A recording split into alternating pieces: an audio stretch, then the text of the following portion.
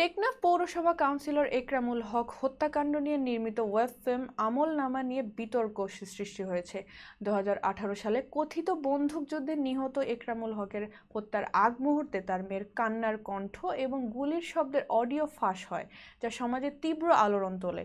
সম্প্রতি মুক্তি পাওয়া আমলনামা সিনেমার কাহিনীতে একরামুল হকের হত্যাকাণ্ডের ছায়া দেখতে পাচ্ছেন দর্শকরা, যার ফলে তার পরিবার অভিযোগ তুলেছে। ইকরামুল হকের স্ত্রী আয়শা বেগম অভিযোগ করেছেন, আমলনামা সিনেমাটি তার স্বামীর হত্যার ঘটনার উপর ভিত্তি করে নির্মিত হয়নি, তবে সিনেমায় তার পরিবারের বিরুদ্ধে অপপ্রচার চালানো হচ্ছে। তিনি দাবি করেন, তার স্বামী মাদক ব্যবসায় জড়িত ছিলেন না এবং তাকে পরিকল্পিতভাবে হত্যার পর সিনেমার নির্মাতারা তা বিকৃতভাবে উপস্থাপন করেছেন। আয়শা বেগম রায়হান রাফিকে চ্যালেঞ্জ করেছেন, যদি সিনেমা একরামুল হকের ঘটনার উপর ভিত্তি করে নির্মিত হয় তবে তার বিরুদ্ধে মানহানি মামলা করবেন।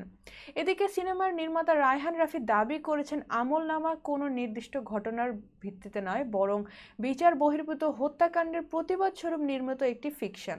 সিনেমাটি অনেক সত্য ঘটনার অনুপ্রেরণায় তৈরি।